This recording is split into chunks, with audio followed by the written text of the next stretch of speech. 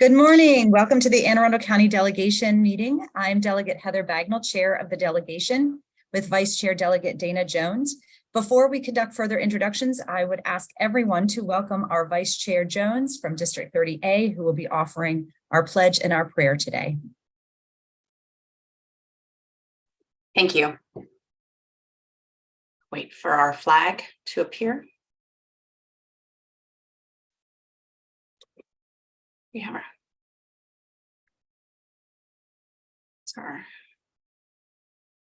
We will be using Delegate Munoz's flag since I don't see our flag today. Thank you, Delegate Munoz. Oh, there it is. I believe it's coming.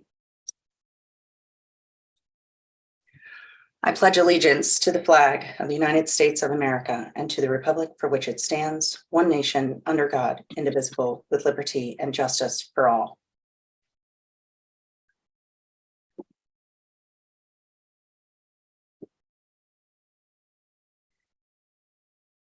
Dear Heavenly Father, thank you so much for getting us through the first half of session with your watchful eye and watching over all of us as we do our best to serve our constituents and everyone in the state of Maryland.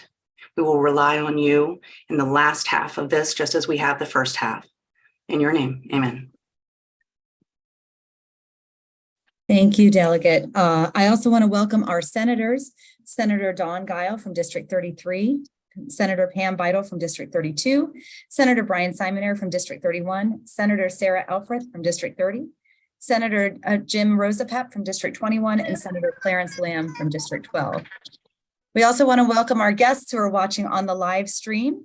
The Anne Arundel County chapter of the AARP is joining us once again. We also have Pete Barron from the County Executive's Office here with us. And so we want to thank Pete for being here with his team. I believe we also have Ethan Hunt, and I think we have Hannah as well. Looking through my list, but thank you so much for joining us, County Executive's Office. We have a very packed agenda today. I want to recognize our counsel, Matt Carpenter, who is kind enough that he continues to take my calls from late at night. Our delegation secretary, Roger Massey, my chief of staff, Rory Nolan, Josh Paper, chief of staff to Vice Chair Jones, who are providing us technical support for the meeting. As a reminder, all delegation meetings will be on Zoom due to our space constraints. We're going to start with our voting session, but before we vote on House Bill 1107, we need to take a procedural vote on House Bill 520, the City of Annapolis Alcoholic Beverages Art Establishment. You are not having deja vu. We did vote on this bill, but we realized we missed a procedural vote on the amendment last week. So we are going to vote the amendment today and then vote the bill as amended. I spoke with counsel last night. We do not need to take another vote to make it a delegation bill as we did that last week. The amendment was sent out with the bill originally before the hearing and again last night, but we want to make sure we've got it on the public record. So Madam Vice Chair, if you can kindly explain the amendment. Thank you so much, Chairwoman, and thank you, colleagues, for being so in support of this critical piece of legislation that y'all just voted it straight in. So,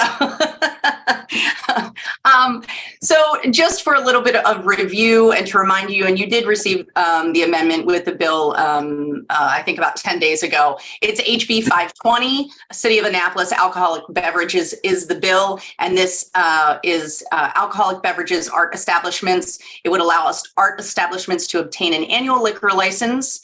And just for an example, and as a reminder, again, I will state that in 1 year, Maryland Hall had to obtain 73 individual liquor licenses that cost nearly $5,500 and 180 hours of staff time every single Tuesday night. So we had this bill drafted, as we know, and for those at home who may not have heard, this year we had a historic record of bill requests.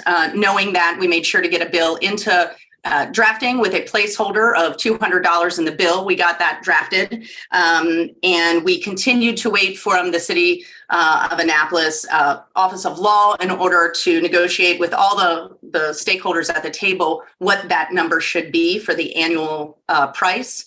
And everyone, with the data that we finally came back, we agreed upon an annual license fee of $1,000. So the bill says $200. The amendment changes that to $1,000 annually.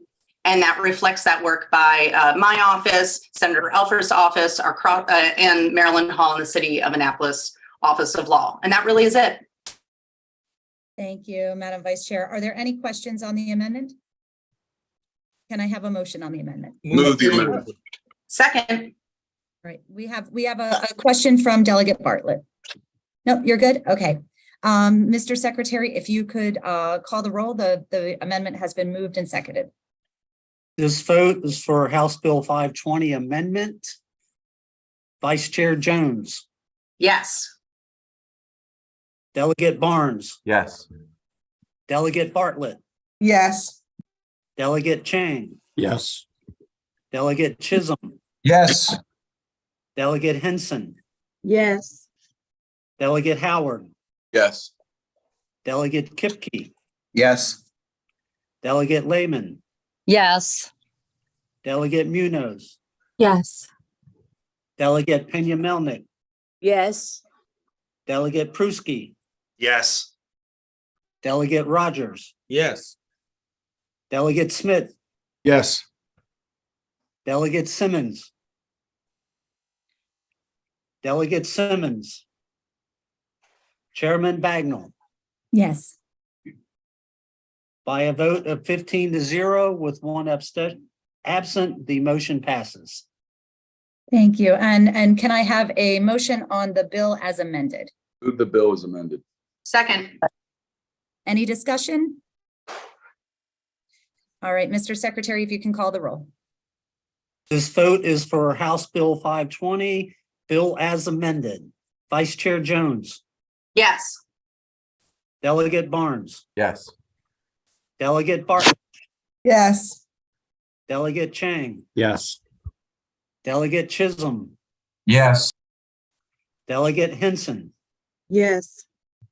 Delegate Howard, Yes. Delegate Kipke, Yes. Delegate Lehman, Yes. Delegate Munoz, Yes. Delegate Pena Melnick, Yes.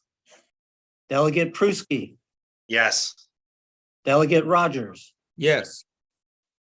Delegate Smith, Listen in delegation. Yes. That's a yes. Delegate Simmons, Delegate Simmons, Chairwoman Bagnall. Yes. Again, by a vote of 15-0 with one absent, House Bill 520 as amended is passed. Thank you, Mr. Secretary, and thank you to the members. Next, we have House Bill 1107, the Anne Arundel County School-Age Children Mental Health Support System. As a reminder to the members, this bill establishes a care coordination pilot to implement the goals and recommendations of the Anne Arundel County Mental Health Task Force. It creates 2 full-time behavioral health coordinators, has additional reporting requirements, but does not create a mandate if the funding is unavailable. This bill was considered and amended in the Public Health Subcommittee in 2022 and is in the same posture it emerged from the subcommittee. There are no amendments on this bill. Delegate Chisholm, is there anything I missed? No, you summed it up perfectly. Thank you, Madam Chair. You're very welcome. We have a hand up from Delegate Lehman. Thank you, Madam Chair. What happened to the bill in 2022? It was so in 2022, it was filed in the posture that it had originally been filed in 2019. So it went through a very extensive process of getting the right bill in there. It actually had to switch from Education Subcommittee to Public Health Subcommittee, and by the time we had it in its current form, it was too late. We couldn't move it. Okay, thank you for that. And then very briefly, what is the provision around funding where it is not mandatory? So on the last page of the bill, it says if sufficient funding is not appropriated for a fiscal year, the Anne Arundel County Mental Health Agency, Inc. is not required to implement the program during that fiscal year. Okay. I just, on a personal sort of note, I hate to see language like that in there if it makes it, easy to dispense with this position, which I think is so necessary. But thank you. Thank you. Thank you, Delegate Lehman. Any other questions from the members? Mr. Secretary, if you can call the roll. I'm sorry. Wait. Do I have a motion on the bill? Let's get the procedural right. Move the bill. Second. Thank you. Now, Mr. Secretary, if you could call the roll. This vote is for House Bill 1107, Anne Arundel County School-Age Children Mental Health Support System Pilot Program. Vice Chair Jones, Yes. Delegate Barnes, Yes. Delegate Bartlett, Yes. Delegate Chang, Yes. Delegate Chisholm, Yes. Delegate Henson, Yes. Delegate Howard, Yes. Delegate Kipke, Yes. Delegate Lehman, Yes. Delegate Munoz, Yes. Delegate Pena Melnick, Delegate Chisholm, I love you, but as the chairman of the committee, I have to abstain until I see the bill, okay? Thank you for understanding. But I do support it. Delegate Pruski, Yes. Delegate Rogers, Yes. Delegate Smith, Yes. Delegate Simmons, Delegate Simmons, Chairwoman Bagnall. Yes. By a vote of 14-0 with one abstention and one absent, the motion passes. Thank you, Mr. Secretary. And we will make sure that the delegation letters go to the appropriate bodies. So with that, we are going to move on to our bill hearings. We have a bill hearing on House Bill 496, Anne Arundel Restriction on Use Construction of Private Piers. As a reminder to the members, we had this bill I'm sorry. I don't know why I duplicated my information. This, as a reminder to the members, sponsors are not limited in time, although we ask that you be reasonable. All witnesses are limited to 2 minutes. Delegate Chisholm, if you would like to introduce the bill and your panel. Thank you, Madam Chair. For the record, I'm Delegate Brian Chisholm here to present HB 496. I think I have one person on my panel, and I'll make this as quick as I can, and then I'm going to turn it over to him. But it is kind of a complex thing that really is not that complex in this bill. Riparian rights, the best way I can explain it to you, and I'm just going to give you a little groundwork. Riparian rights go back to King's Grant. They've been codified in state law since 1862. What a riparian right essentially says is if you live on the water, you have access to that water. So it's kind of your driveway to the water if you have those riparian rights. The state still owns the water. You can have the pier, but the state still owns the water. And what a riparian right says is, as long as you go through all of the other requirements in order to obtain a pier, bulkhead, living shoreline, whatever it might be, you may have the riparian right to construct one of these type of projects. So in this case, we're talking about a pier, and this bill simply says a homeowners association cannot negate this riparian right to a homeowner if they've met all of the other requirements through DNR, through the county, through MDE, through written permission. And that's what's at stake here. We have a community where they have in their covenants, you must come to us and get written permission in order to build a pier. Well, the problem with that, in my opinion, is it's way too subjective. It's way too arbitrary. There are other people in this neighborhood that have a pier. And in this case, we can have an HOA essentially say, well, we don't like you because you don't vote the same way, or we don't like you because you have the wrong flag. And they're prohibiting somebody from accessing their riparian rights based on a very arbitrary piece of language in their covenants that just say, well, you have to come to us and get written permission. We will give it to other people in the neighborhood, but we won't give it to you because we don't like you. And I think it sets us up for discrimination. And that's what I'm trying to avoid in this bill. It is the 4th year in a row I brought this bill. It gets very confusing because of so many different cases in Anne Arundel County. But last year we went to Councilman Amanda Fiedler because there was some confusion about what happened in Cape St. Clair. And we went to the Anne Arundel County Law Office and they provided a letter and said, this bill would not affect Cape St. Clair or Ms. Fiedler's bill at all. And with that, I'm going to turn it over to my panel, which will be Mr. Mike Huntley, to try to explain more from an engineering perspective and his personal perspective, if I could, Madam Chair. Yes, of course.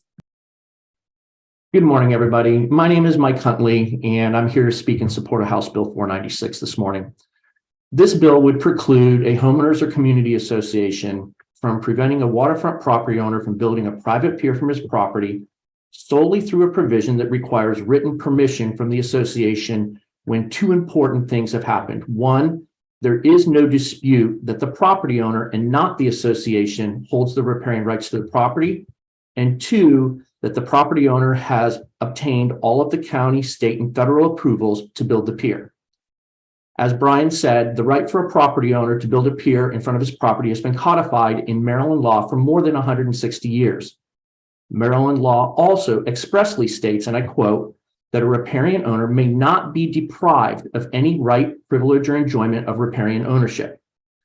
Despite these clear statutory provisions, there have been and continue to be situations in the county where associations have nonetheless refused to provide written permission to allow a pier to be built when the property owner and not the association holds the riparian rights to the property and all approvals have been issued.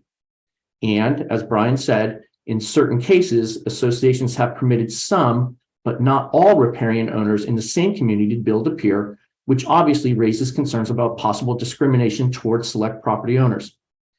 MDE has an exhaustive list of review criteria that it uses to evaluate and determine whether to issue a tidal wetlands license to build a pier. And it's those experts and professionals at MDE, not a group of neighborhood volunteers, that are delegated the responsibility and authority to determine if a pier may be constructed in the state's waters. Nearly 2 years ago, the county enacted changes to the building permit process for piers, largely to protect associations that own the riparian rights to community-owned land. This bill is intended to do the exact same thing, but from a private property owner's perspective, when it is the property owner and not the association that owns the riparian rights to his property. Just as county law can't conflict with state or federal law, the covenants and restrictions of an association and the enforcement of them can't conflict with the established and long-standing state laws. I appreciate your time this morning, and I'm more than happy to answer any questions. Thank you very much. And I see a hand from Delegate Prusty and then Delegate Bartlett. Thank you, Madam Chairwoman. I know this has been an ongoing issue after serving 8 years on the county council. One of the things, though, that I remember when any time we had a riparian rights bill, we usually check with the Critical Area Commission or the Maryland Department of Environment. I was just going to ask the sponsor or Mr. Huntley, have you reached out to them again? Because I know that some of the state statutes impact what's there, and I didn't know if you had an answer to that question. So thank you, Delegate. I have reached out to MDE in the past. MDE has provided testimony in past years stating that the state law is consistent, that a riparian owner has the right to build a pier if that property owner actually owns the riparian rights and there's no community-owned land between the private owner property and the water. So yes, I have spoken. It was Tyler Abbott, who was governmental affairs at MDE the last time we did this.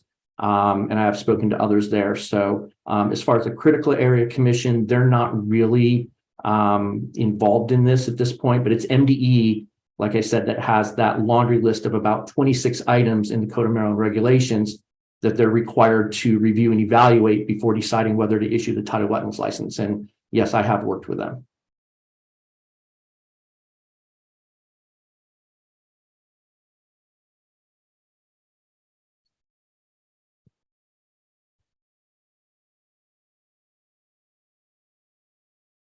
Looks like And we have lost Sandy, the looks like chair. Sandy has a question. Yep, I'm gonna go ahead and ask my Go ahead, question. go ahead and ask your question. My apologies. Okay, no problem. Thank you, Madam Chair. Quick question to either the bill sponsor. It seems that one thing I would like to see in the bill is that at least the community association receives notice. And I say that because, well, let me just ask that question first. Can you see where there would be a need to at least have notice of the construction of a private pier? Mike, if I'm correct, that's what Amanda Fiedler's bill actually put into law. Am I correct on that, Mike, that you would have to give notice to the homeowners association?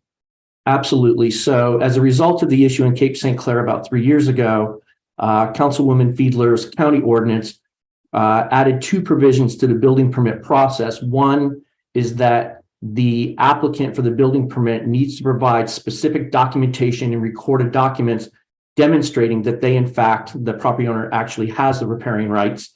And 2, it has a notification requirement where you have to certify that either by email or certified mail that the applicant for the building permit notified any homeowners association that has control of the neighborhood and any immediate property owners to the left and the right.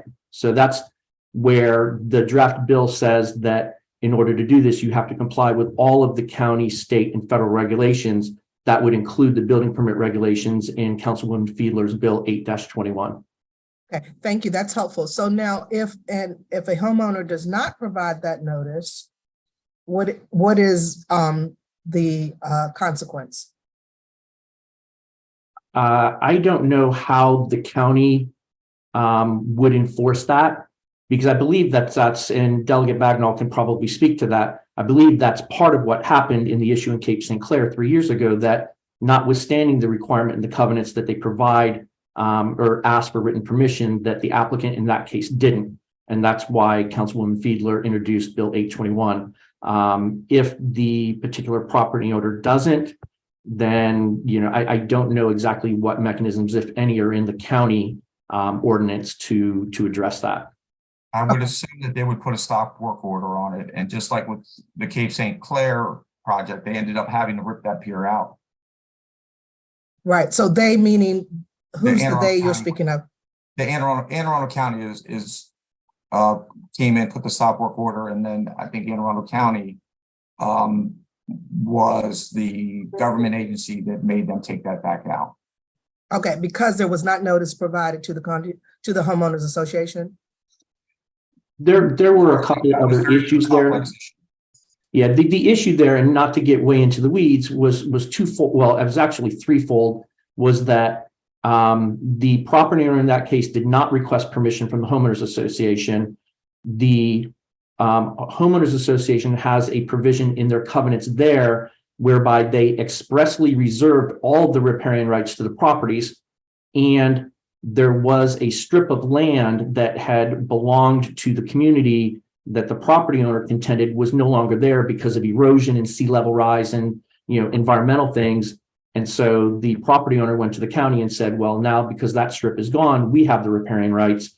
That's a legal issue that really hasn't been decided, but there were other issues there. Okay, Mr. Huntley, I'm because I don't want to use up all of my time here. Last question is, I'm assuming that somewhere else in either county law or state law, the maintenance of this private pier is something that the the homeowners association could possibly put in their bylaws, therefore giving them not necessarily control, but some type of parameters around the maintenance and repair of the pier so that it wouldn't be in, so that they can enforce that. I'm assuming that would already be perhaps in the bylaws or something they could put in the bylaws. The pier, if built, is the private property of the property owner. I don't believe there's anything that would prohibit or preclude an HOA from putting something in their covenants and restrictions, bylaws, rules, and regulations to ensure that that structure doesn't fall into disrepair. No, disrepair. Okay, Yeah. Thank you very much. Thank you, Madam Chair. Thank you, both bill sponsor and Mr. Huntley. Thank you. Thank you. And just looking to see if there are any other questions from the members. Delegate Chisholm, seeing that I've got a couple of questions I just wanted to mention. Delegate Chisholm, did you see there that we did get an email from the Cape St. Clair Improvement Association with some additional concerns that they have raised?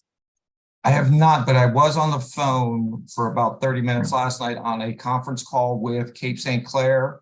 We're trying to set up a meeting between myself, Mr. Huntley, Cape St. Clair, and Cape St. Clair's legal team to see if we can work out some of the language and work out any issues that they might still see in the bill. But I haven't seen the letter yet, but I will take a look at it this morning. Okay, perfect. And I was just going to say to Delegate Bartlett's point and to Delegate Pruski's point, maybe it would be worth reaching out to the Department of the Environment, see if you can get an opinion from them, maybe an opinion from the county, and work with our committee council as well to make sure that that our understanding of the implications of the bill are accurate. I believe last year it was a statewide bill, so it didn't come before the delegation. So this is the first time we're considering it as a delegation. Last year it was a county only, it wasn't statewide. Was okay.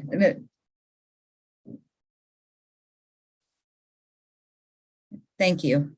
And Delegate Chisholm, is that a reasonable request? Can you work with committee council and figure out how to get some clarity on the implications?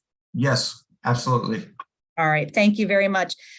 This concludes the bill hearing on HB 496. We're now going to turn to House Bill 617, Anne Arundel County Operation of Vessels in Controlled Water Ski Areas in Manadeer Creek. Delegate Schmidt, if you would like to introduce the bill and your panel. Yes, I sure will. Thank you, Chairwoman Bagnall and Vice Chair Jones and the delegation for having me today. We've all kind of seen this bill before, at least most of us have, and we've discussed it. I do want to start by just reading two letters of support that I have here, and then I do have a panel of Tommy Thompson that's going to speak on some history of the bill and just explain it to the delegation. There's also a packet of information that was dropped off yesterday afternoon to each of your offices. So I want to talk to a letter of support from Brian Carpoletti, and he's with the Bayberry Hill HOA. They do not live on Manadeer Creek, and he's a representative of the community, and he's asking for support of HB 617, which for the record is my only bill this session. Ironically enough, I did help Delegate Simmons with his bill yesterday. A lot of waterfront bills coming in this year. So the original bill was passed 4 years ago, and a negotiated compromise that created shared hours that allow the ski club to use their private ski course and the rest of the boating public to enjoy the peace and solitude of the creek. Now, if you haven't seen the creek, it is very protected. I believe that Delegate Bagnall's been there, and also Senator Guile. So what this ski club does is use this for the boating public, enjoys the solitude of the creek and the ski boats running back and forth 30 miles an hour. Simply put, the bill and the hours of operation have worked over the last 4 years. The 3 to 4 ski boats that regularly use the ski course have over 50% of daylight hours to ski. The rest of the boating public also has time to enjoy the creek.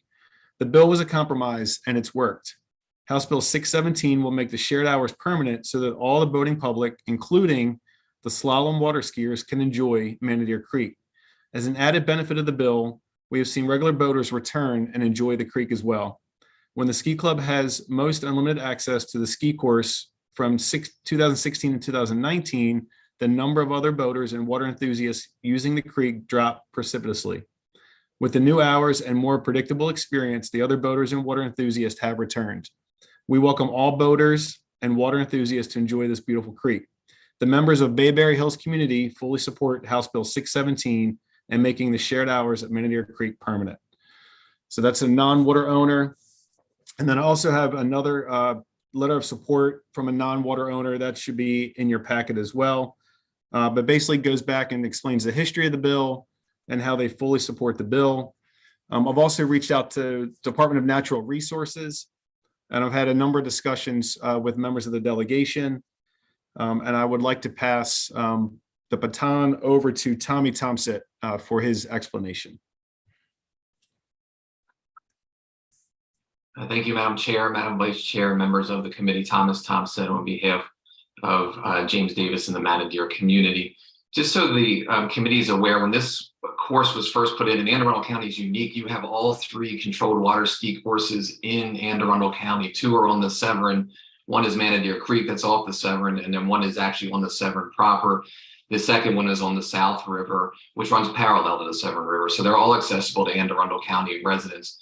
But in 1990, when Manatee Creek was put in, there was a recognition from the federal government that there should be some balance with regards to the creek, both for use as well as for environmental concerns, because new grasses were put in. So from 1990 to 2015, the only hours in the creek were Monday through Thursday, noon to sunset.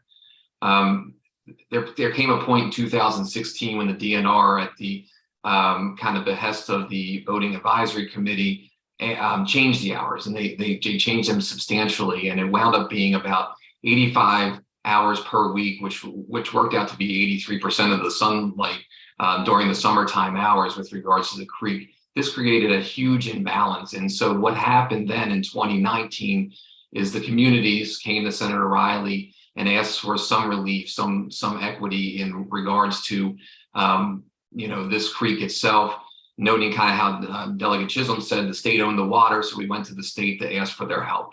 The state, through negotiation back and forth, the original hours were not put back in. They were expanded, as you can see from your packet, and they were pretty much put in the middle of where things eventually landed in 2016. They were above the 34 hours, but they were certainly below the 85 hours, and they totaled about 56 hours a week. But the give was there were weekend hours now included on Sundays between 8 and noon, and there were Friday hours included between 8 and 4. So the expansion was meaningful to the water skiers, but the expansion of time for other folks that live on the water or visit that creek to either camp overnight, kayak, crab, fish, it balanced their interests too, because it's easier for them to use the creek when there's not a boat traveling very quickly by them and creating some type of wake that could be disturbing to them. I don't want it to be lost on the members of this committee that you do have the other 2 controlled water skiing areas. Those areas are accessible unlimited amount of times. So the times that cannot be used in Manatee Creek can be spent on the other 2 courses. So there is a balance that is occurring.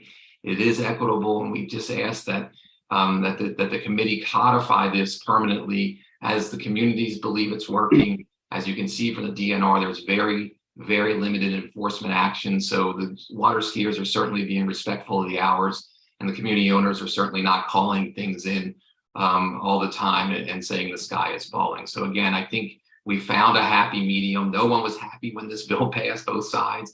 And so that showed it was probably a good bill at the time, and it remains a good bill today. And I ask for this committee's support on the bill. Thank you. There are 2 community members here, Mr. James Davis, as well as Mr. Peter Evans, who are part of the delegates panel, and I believe they would like to briefly address the committee. Yes, thank you, Mr. Thompson. If I could have those other 2 panel members, I didn't see them on the list there. So thank you for introducing them. Yes, I'm Jim Davis. I'm a resident and representative of Manatee community. The community is on the creek, and in addition to being on the creek, there's our community dock is on the narrow point of the creek where the ski course starts.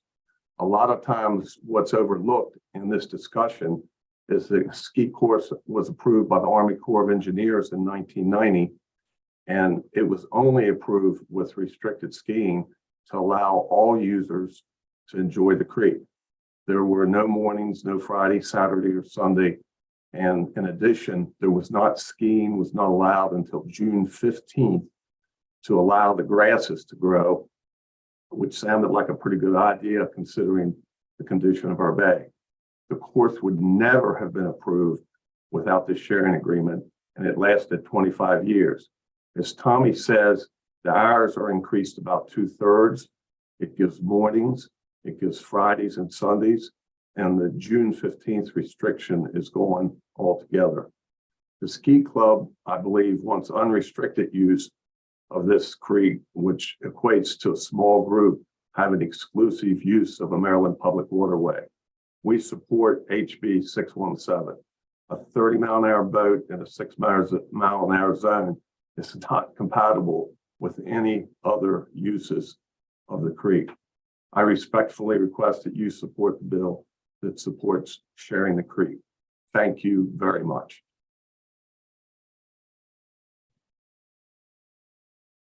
All right, I will jump in. This is Peter Evans. I am a 30-plus year resident of Anne Arundel County and have lived in Crownsville for the last 8 years in Bayberry Hills. Bayberry is a neighborhood that is on the south side of Manadeer Creek, and I am on the water so that I can see the use of the creek on a daily basis all throughout the year.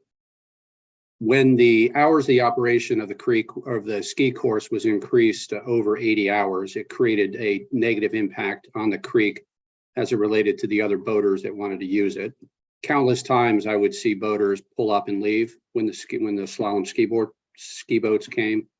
I would also see boats turning around in the neck of the creek once they saw the ski boats. So the 80+ hours of operation of the course really diminished the ability for the rest of the boating public to come in and enjoy the peace and solitude of the creek. The bill that was passed in 2019, as has been said, created very generous hours, over 50% of daylight hours to be used by a very small ski club. I'm here on the creek, so I can see that there's only 3 or 4 boats that use the creek on a regular basis. And we felt like that was a very generous compromise. This bill represents a compromise. It was negotiated with the ski club back in 2019. The bill that was passed had a 4-year sunset, and we are back here to say that the bill worked, the shared hours worked. We've seen people return to the creek to enjoy with their families and rafting up and all the rest of it. So we are in full support of the passing of the bill 617 to make these shared hours permanent. Thank you very much. Thank you very much. That's your entire panel, is that correct? Yes. Delegate Schmidt? Yes, I believe so. And I just want to thank my 3 panelists for being here. I do want to share 2 things. We did talk to the Critical Area Commission about some impacts. So I'm waiting on some information there. And then we've also reached out to the Department of Natural Resources. As part of the previous bill, we were expecting a study from them 3 years into that bill. This bill also passed 9-1 on March 22nd, 2019.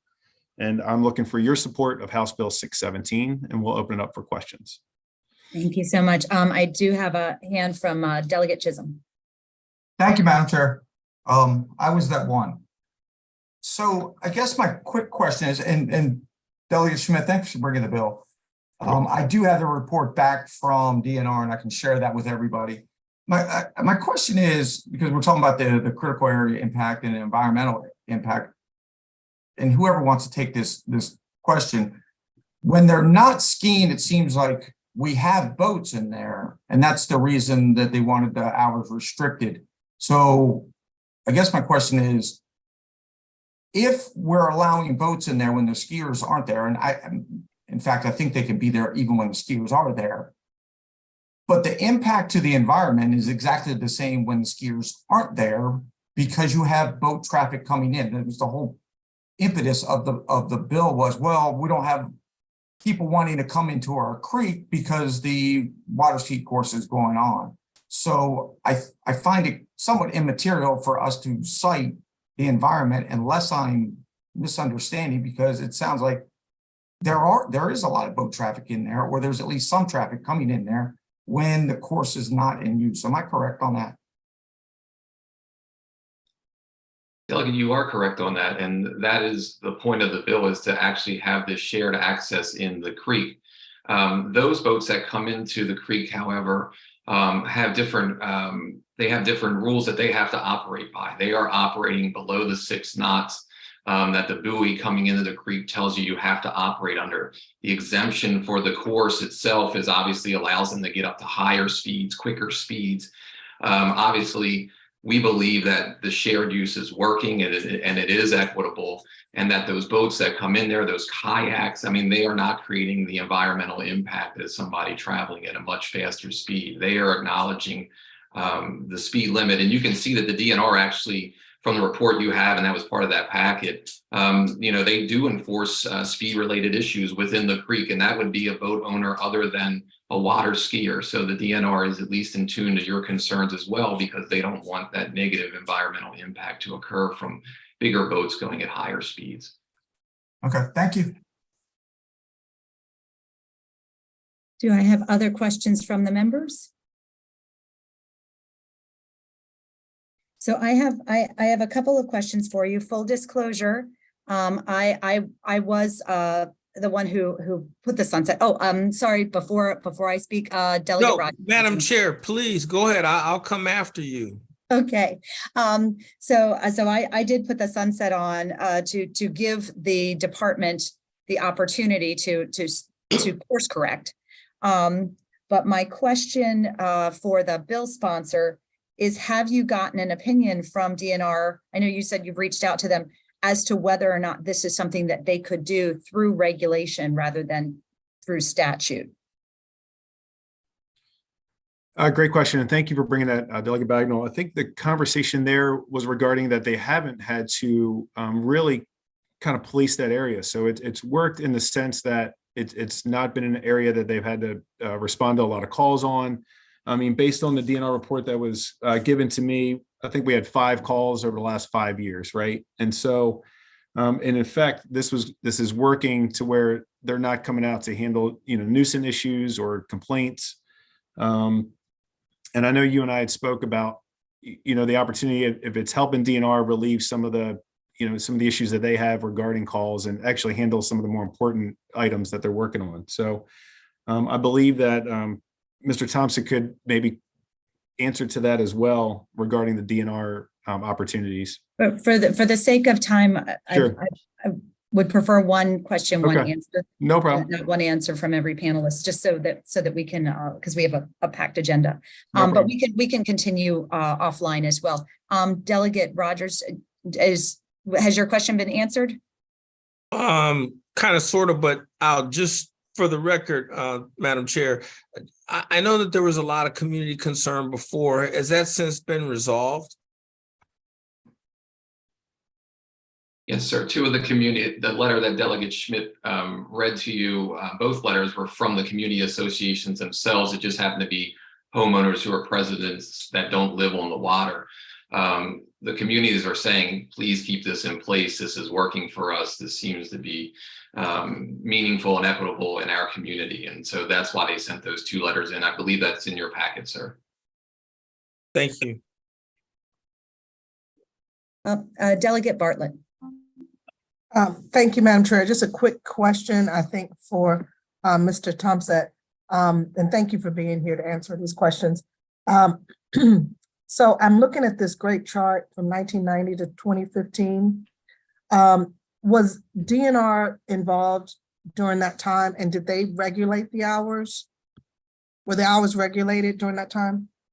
From 2016 to 2019, is that the question?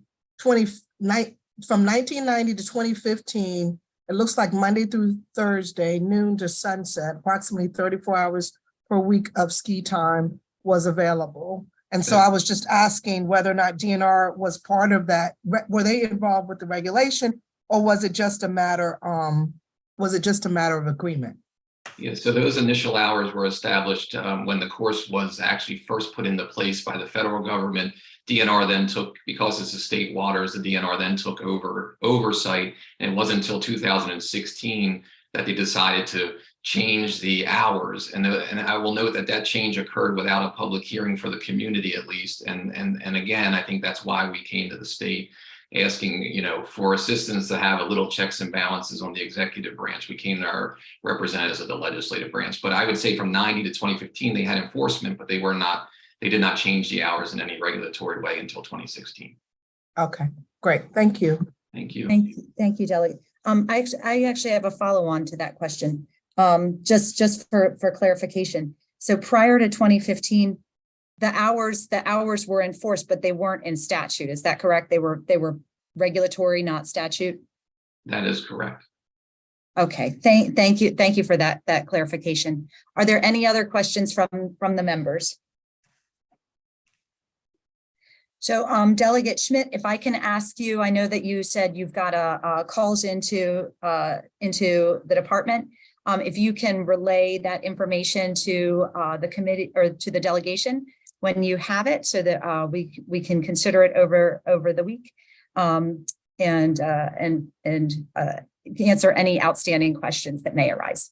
Yep, I sure will. And we're expecting support from DNR today or by Monday. So I will have that over to everybody.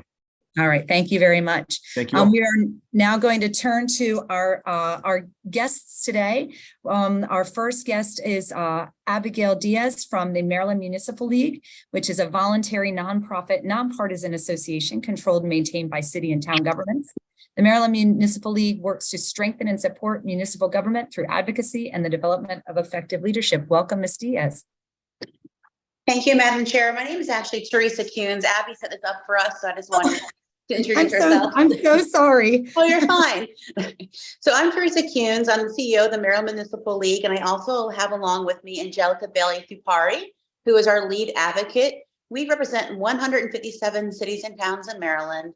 And during COVID, Angelica came on, and I've only been on about 4 months. You may recognize me. I was with the Realtors prior, so I worked with many of you on various bills over the last few sessions. But we wanted to introduce ourselves, and then I was letting Angelica talk about one or two of our priorities that you might hear this session, and we'll be very brief. Very brief. Good morning, everyone. I'm Angelica with MML. We're so pleased to be here. Thank you very much for making the time. One of our main priorities, I'm sure many of you have already heard us speak to this, is police accountability boards. So the bill that passed a few years ago, House Bill 670, that was a sweeping suite of police reform legislation, mandates that counties have to create these police disciplinary frameworks called police accountability boards and administrative charging committees. It's a fantastic vehicle for justice. The only problem is that municipalities were left out. And out of our 157 towns and cities, 88 have their own police departments. So this year we are seeking legislation that would enable those towns and cities that do have police departments to create their own PABs and ACCs. So simple tweak, simply enabling, not a mandate. And our whatever that ends up ultimately looking like, our main goal is just meaningful municipal representation.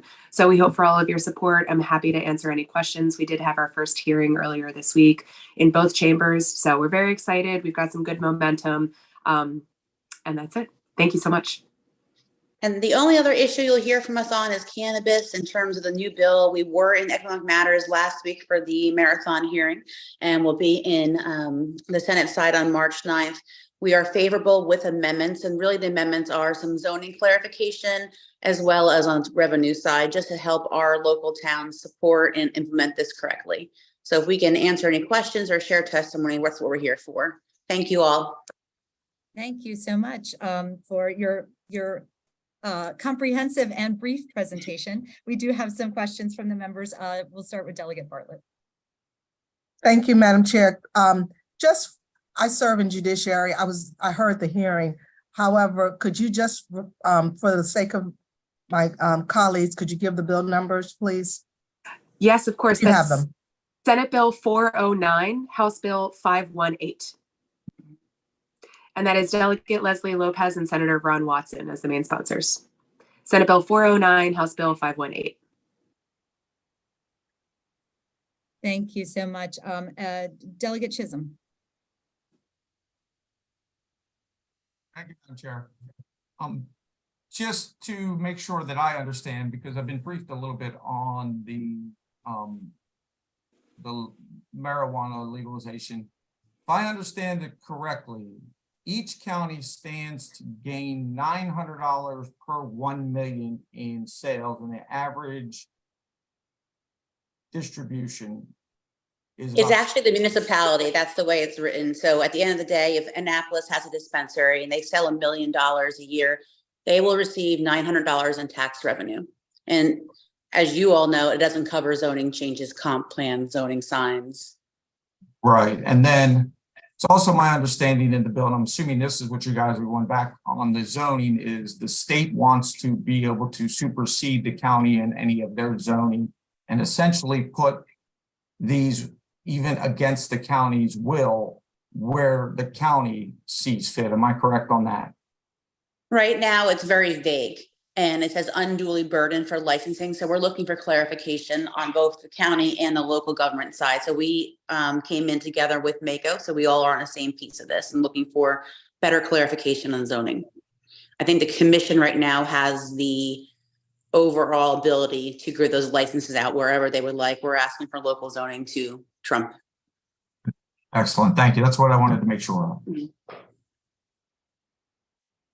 Thank you so much. Are there any other questions from the members? Well, thank you so much for being here today. And Thank you, Madam Chair. Look forward to seeing as those bills move forward, and obviously we'll look to our judiciary colleagues for more information as well. Thank you all for your time. Absolutely. And we're now going to turn to Reverend Dr. Ricky Nelson Jones, the president of the Anne Arundel County NAACP. The NAACP was founded on July 7th, 1944. The Anne Arundel County branch of the NAACP is the oldest civil rights organization in Anne Arundel County. The mission of the NAACP is to ensure the political, educational, social, and economic equality of rights of all persons and to eliminate racial hatred and racial discrimination. Welcome, Dr. Nelson Jones. Delegation members, good morning and thank you for your time. I have with me today Dr. Mary Dodoni, the chair of our education committee. I have Mr. Steve Waddy, the first vice president of the NAACP for Anne Arundel County. I have Ms. CJ Mushaw, the chair of our economic development committee, and they will be speaking after me very briefly. I have been informed by Mr. Massey of the time limitation, and we do our best to honor that. I'm going to start off dealing with the judiciary. I trust that Mr. Massey got the copy of our agenda to everybody and had a chance to look at it, because I'm going to make that assumption as I share. Yes, we did. Thank you. I'm going to start with the judiciary. On November the 28th, I spoke before the work group on judicial selection, and I'm sure many of you are familiar with that work group. And before I gave my testimony, I sat there and I listened to at least about 10, maybe 12 judges come forth in opposition to contested judicial elections. But when the judges on the work group asked them, did they have a solution to a man and to a woman, all of them said they did not know the solution. When I began giving my testimony, that was the first thing I wanted to address. I wanted to address what the solution is to the non-representative judiciary that we have, a racially exclusionary judiciary in this state. And my response to the judges on the work group and the judges who were still present was this: the work group is engaging in a meaningless endeavor and a fruitless endeavor. There's no need to study judicial selection because we know what it is if you know history in the state. It is racially exclusionary and it is dismissive of objective merit in terms of their recommendations to the governor. One of the things that was very bothersome to the NAACP is that all of these judges were coming up here talking about opposing contested judicial elections, but no one spoke about the history that we have that is terrible in terms of racial exclusion. So it's almost as if they're pushing, get rid of contested judicial elections, but they're not considering the history that we're still dealing with. The NAACP would like to work with somebody on this delegation to draft a bill that will give us the solution to this problem. And here's the solution. The solution is for the next series of vacancies on the bench, the Judicial Nominating Commission must recommend a panel that is representative of the racial population of this state, which is almost 44% non-white.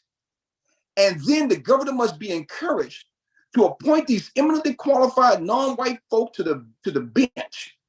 This is the solution. Every civil rights attorney knows for every wrong, there is a remedy. And the remedy is to appoint non-white folk to the bench over the series of the next several years where we get judicial vacancies. Something else I want to share. This problem of racial exclusion on the bench is a nationwide problem.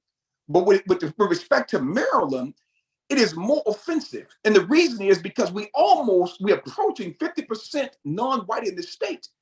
But to have a bench that is statistically across the entire county and across the entire state, we have about 33% diversity. But when we remove Baltimore City and PG County, the diversity is 9%. That is shockingly offensive. So the NAACP wants to work with getting a bill that is not complex and does not have a lot of hurdles, as the bill that was recommended in the past by Senator Biden and Senator Alfred, where all kind of hurdles people have to get over. Listen, when the discrimination was occurring, there were no hurdles and there was no complexity. So there should not be hurdles and complexity and remedying this wrong. So I want to share that initially about the judiciary. And unless there are questions, I'm going to yield to Dr. Mary Dodoni, the chair of our Education Committee. Thank you, Reverend Jones. I want to speak to the education issues, and I too trust that you've received the brief legislative agenda from our branch. With respect to transportation, it is one of the two biggest issues in the county, causing loss of school time, instruction across the board. It is certainly impacting Black and brown children. There is loss of access across the board, but it's worse on Black and brown children who don't have alternative means of making up for the education that they're losing because they can't get to school. It is a recommendation from the Prismatic Report that the school consider owning its own bus fleet. There are standing contracts with several contractors. I'm going to say a bit more than a handful, and the contracts are written, I believe, for 5 to 7 years at a time.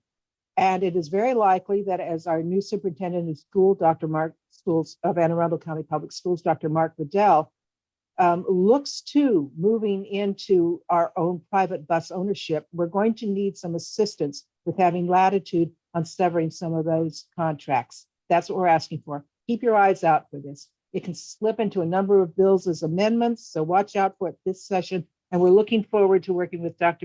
Bedell and bringing appropriate legislation as needed to remove the impediments. Special education. How many of you have heard of soft suspensions? Soft suspensions are when students are sent home at partway through the day. Sometimes students just wander the halls. And another way of getting students out of the regular classroom is to divert them to special education. It's not a suspension, it's not disciplinary action. They just get diverted.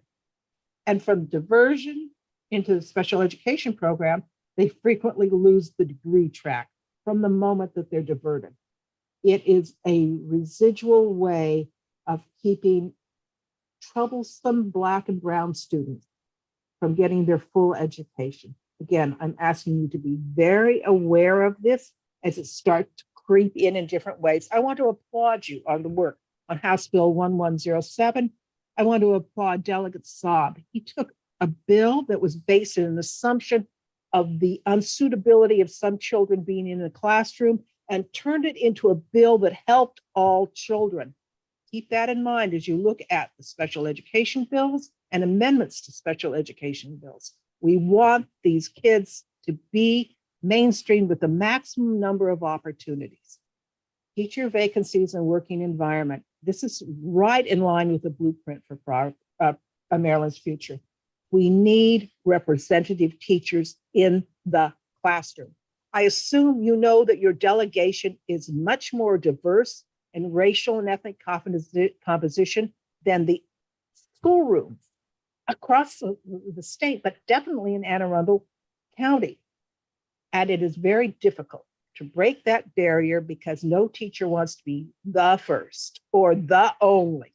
So this may require special attention to what we do to make it possible for highly qualified teachers or even teachers that need some help to become certified to flourish in Anne Arundel County schools. I'm aware that the superintendent and his staff are very aware of this, and it is very likely they may need to come to the delegation for assistance. Please be aware, I'm sure you're aware, your power is more than your voting. You have influence. I'm asking to use your influence here. as well as your voting power. Sports and after-school activities, this is one of the examples of where racism, especially verbal racism, is rampant, blatant verbal racism. And it's hard to stop because it's he said versus he said, just two kids on the football field, trash talking each other. And it is rampant on the school playing fields and on the buses to and from the after-school activities, especially sport activities. I beg you to work with AACPS and with the NAACP, statewide as well as Anne Arundel County, as we put forth remedies to this. We need to respect the proof requirements, but we need to get to a zero tolerance policy because damage is being done to our Anne Arundel County Black students constantly, and it's not stopping. And discipline disparities speak for themselves. I mentioned one of them. It's the sideline of students who are considered discipline problems into special education or the soft suspension.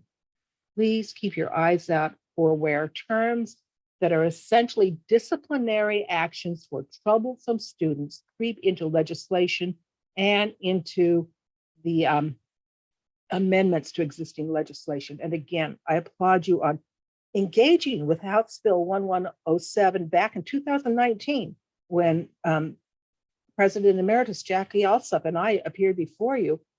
And especially to Delegate Saab for turning that around and working with the Mental Health Agency to turn that into something really helpful. I thank you. Okay, my name is Stephen Waddy. Happy Black History Month, everyone. I appreciate to be here. Opportunity to come. The NAACP did also celebrate its 114th anniversary earlier this month. And I just wanted to mention a couple housing related issues. We definitely support Delegate Henson's bills that she's introduced with her housing agenda, but we also wanted to make sure we supported legislation that assists fair housing organizations and our local Human Relations Commission to better document housing discrimination and pursue fair housing education and enforcement. We hear a lot of these concerns, not just from, it's not like we're making these things up. We hear complaints. The NAACP receives complaints.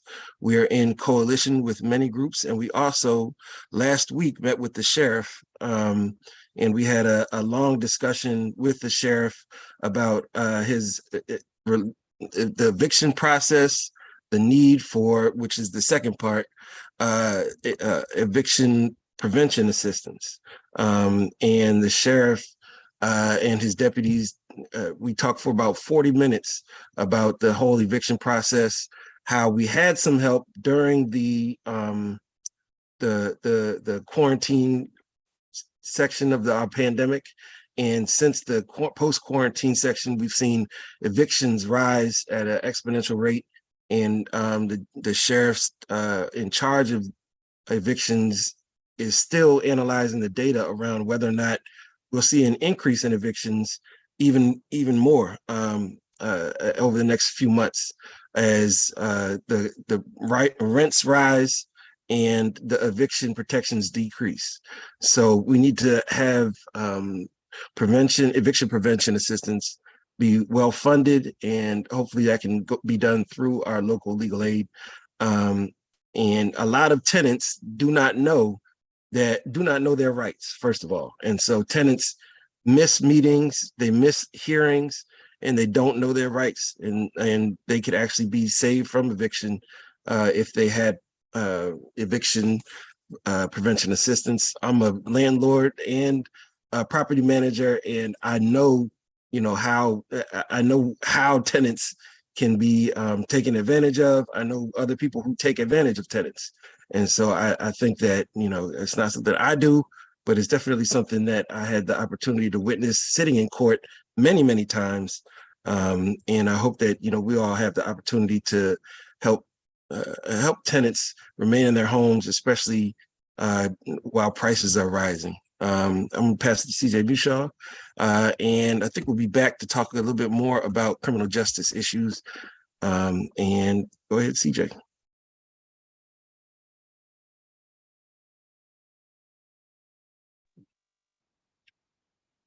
Greetings to all. It's a beautiful day on Piscataway County territory here. Thank you all for gathering today and for giving the Anne Arundel County NAACP some time to share the community's voice with you. This is a continuation of the national organization's support for estate planning efforts. We formally, the NAACP of Anne Arundel County formally supports funding to the Registrar of Wills to hire a cadre of trusted fiduciary financial advisors. You won't see this portion in the writing, but we want to emphasize that these fiduciary advisors should also have expertise in financial counseling, with the goal of identifying and hiring Black investment, advisory, and housing professionals to create free estate plans for Black and Brown communities. Again, we want to emphasize the need for trauma-informed counseling backgrounds for these financial advisors, because this isn't just about money. It never has been.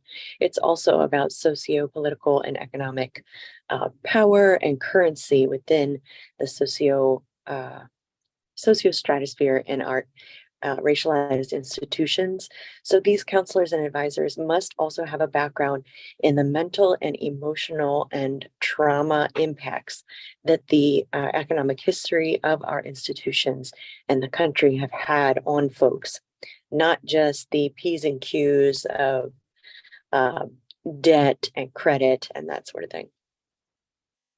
Likewise, along the lines of consumer debt, the NAACP of Anne Arundel County supports increasing the amount of money protected in an individual's bank accounts from debt collection, predatory lending, overseeing the repayment of wrongly pursued hospital medical debt to low-income patients, especially post-pandemic and ongoing pandemic, and ending modern-day debtors' prisons. We also support expanding Community Reinvestment Act protections at the state level to increase equity in mortgage and small business lending. And as always, we encourage you to refer to the branch's supported Arundel Green Book, which hosts and lists a number of Black-owned businesses, Black-run organizations, and civic groups, as well as service providers, not just in Anne Arundel County, but across Piscataway County territory. Thank you, and I cede my time over to our next Anne Arundel County NAACP speaker or our state conference speaker. Yes, it's at this time, before we go to the last 2 points, we want to address police reform and hate crimes. I just want to leave you with this also before Mr. White and I address police matters. Also at the hearing to get rid of contested judicial elections, the judges actually said that they had some ethical concerns about that. And as I said to the work group, then I'll say again to you all as I go to police reform, and that is the solution to unethical candidates running for office is very simple. Be ethical. That's the solution. And if there's a need to have an FBI investigation for candidates running for office, the NAACP supports that 100%. So now we'll go to police reform. Now let Mr. Waddy start off and I'll come back. Mr. Waddy? Okay, we testified last week on a Senate bill that, I'm trying to remember the number, I think it was 249, regarding concurrent investigative powers for the Anne Arundel County Police Accountability Board. Right now, police accountability boards do not have investigative powers, and the reason why was that there was a threat of litigation from the Fraternal Order of Police if there were investigative powers given to police accountability boards. And so we wanted to have, they were stating that it wasn't explicitly stated in HB 670 that there were investigative powers for police accountability boards. We wanted to make sure that police accountability boards were able to do their oversight function. one of the main purposes of HB 670 was for community oversight of police. And in order for that to be done, for them to know the trends in policing, they need to be able to have investigative powers. And the bill, there's a bill in the Senate that would allow that right now. Hopefully it went well. Hopefully it'll pass through the Judicial Proceedings Committee.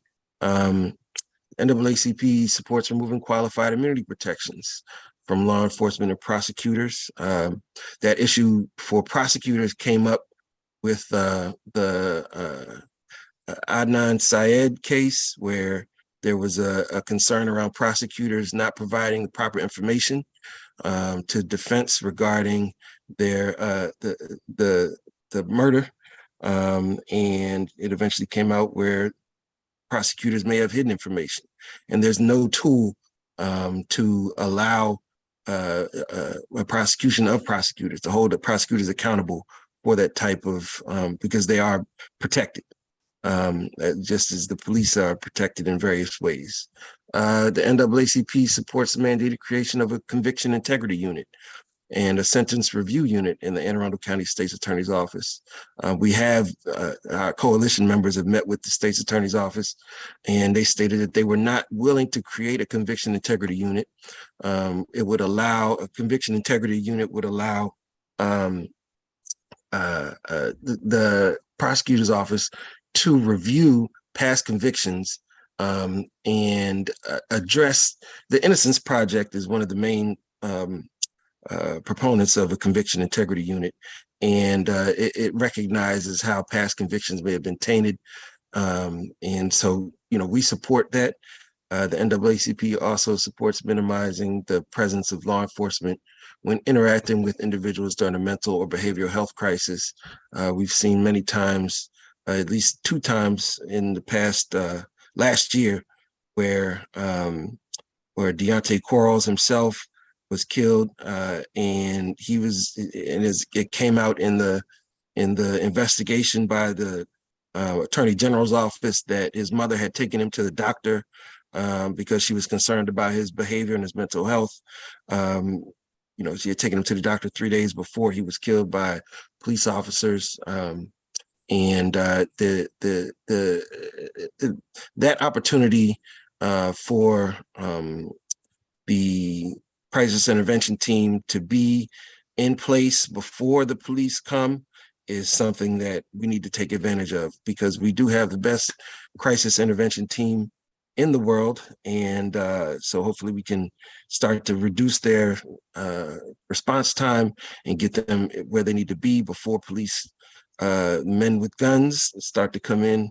And I just want to pass it on to Reverend Jones. Thank you. Yes, Senate Bill 290 and Senate Bill 540, which gives the Attorney General the authority to prosecute and police involved fatalities. We support this bill. And all you may remember, when the George Floyd case, before the Attorney General there took over, there was some questionable behavior by the local prosecutor. And so it's a good idea, when you have the community inflamed and FOP having influence and things of this nature, to make sure we remove it from that local jurisdiction and put it in the hands of the Attorney General. We 100% in favor of that. Last week, we met with the new sheriff, as Mr. Watts shared earlier. And one of the things that we have at the courthouse, I was stunned solid, because if something happens at that courthouse in multiple locations, they cannot even protect the judges and the attorneys like Reverend Jones. I was really shocked by that. And the sheriff made it very clear to us that there's a need for more financing. They need to hire more people. And I don't know if the delegations are, if you're not a practice attorney going to the court on a regular basis like Reverend Jones, it may not shock you, but I was stunned because I started thinking about my own safety. And so there's a desperate need for the sheriff to have more finances to not only staff or get the type of staff that they need, but to provide the type of protection that judges and attorneys need. And finally, this idea of people being in jail still after marijuana is being legalized is really offensive to the NAACP.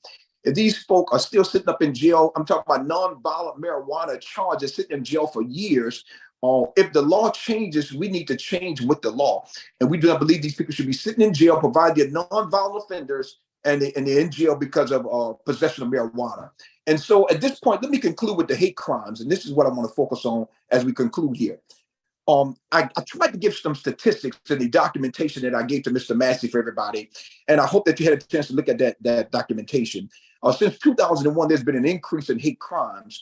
Almost 50% in the Black community and over 60% in the Asian American and Pacific Islander community.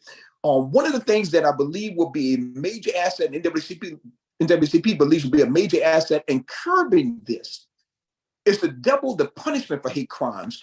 Right now, and I encourage everybody to look at this and look this up if you don't know about this, but now you're getting younger and younger extremists committing crimes.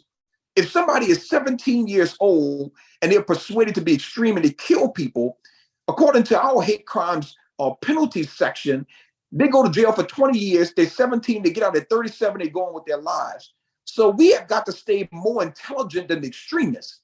By doubling the crimes in the hate crime statute, it will make it more difficult and more penalizing for even young folk who commit these hate crimes. So these are things that I know we don't look at a lot, but just think about how younger and younger the extremists are getting who commit crimes. Delegation members, thank you very much for your time. And we encourage you to please read what we submitted and consider what we've asked. Thank you very much. Thank you very much. I know I had questions from the members. Delegate Rogers. Thank you, Madam Chair.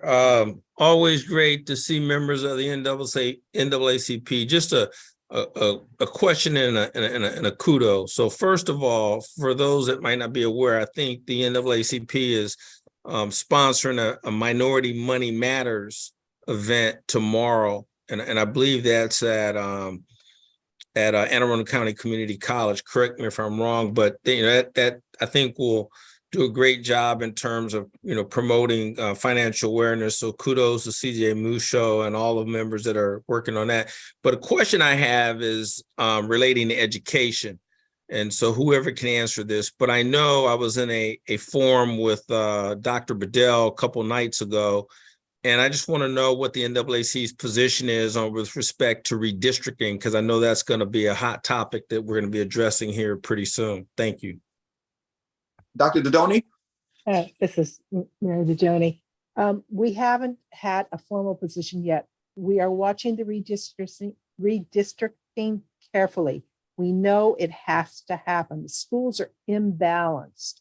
We aren't using our properties well. There are children who are dreadfully overcrowded and other places that aren't overcrowded. It's going to become very sensitive because redistricting always changes the demographic composition in the schools that are being redistricted.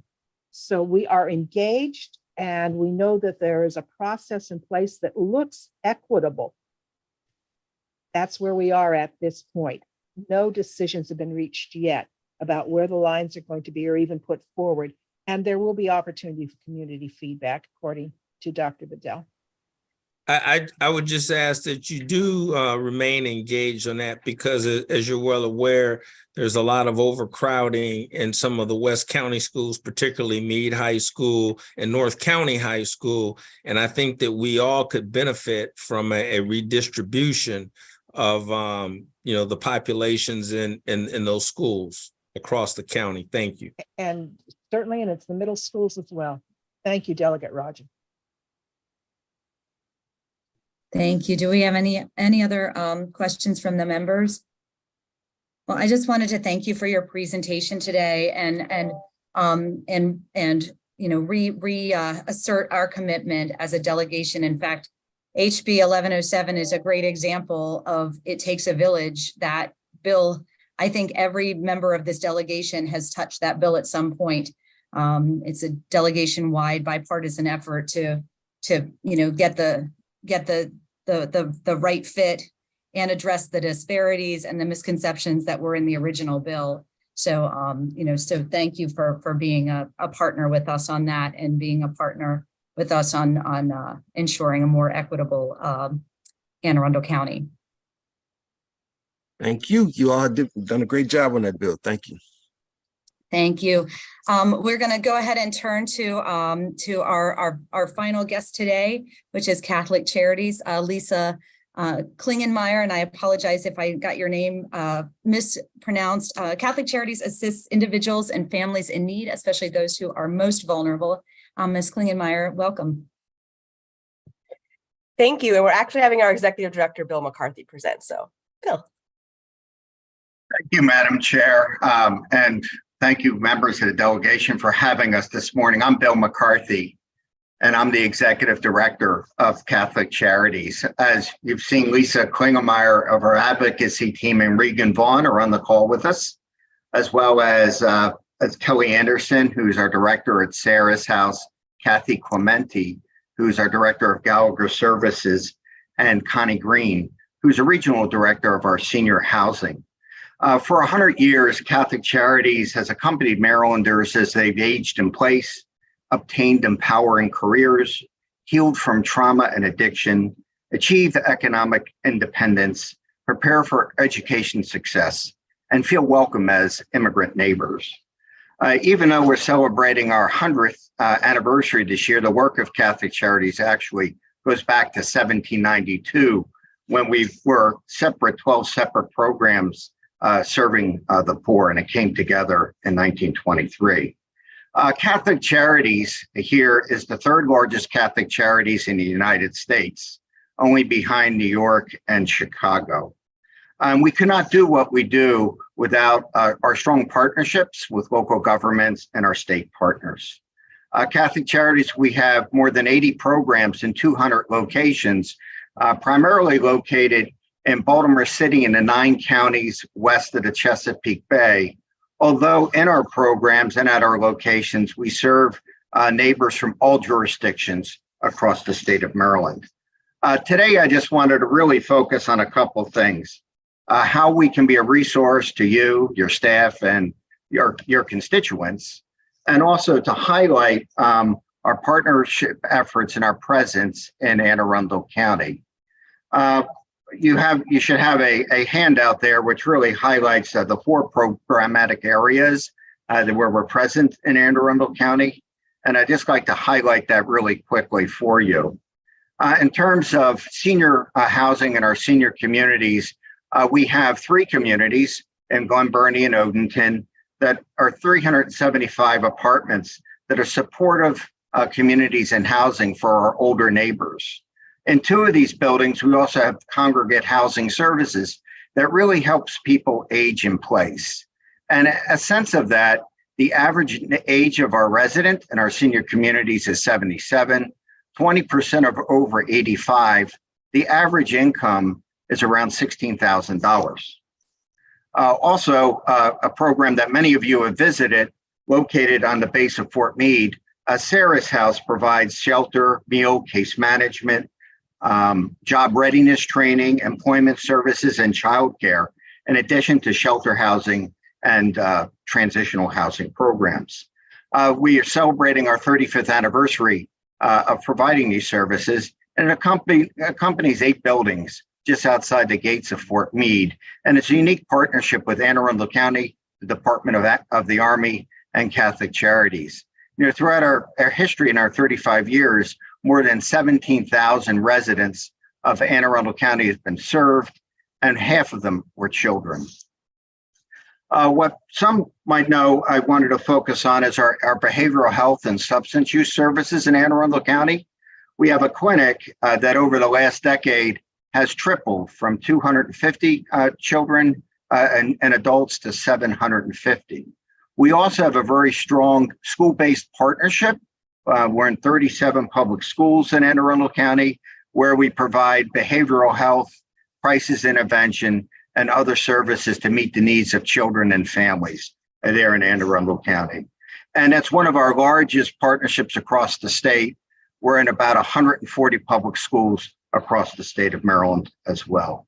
And we continue to build out and grow our substance use services, which are available in all of our clinics throughout the state of Maryland as well. Gallagher Services is celebrating its 46th year of service, providing housing, supports, and day services for adults with intellectual disabilities. We have 7 homes in Anne Arundel County and have had a great presence and partnership there as well.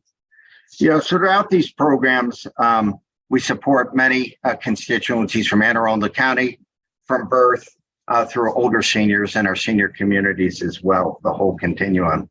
In addition to providing services in the county, 110 of our colleagues, live in Anne Arundel County, and 118 of our colleagues actually work in Anne Arundel County.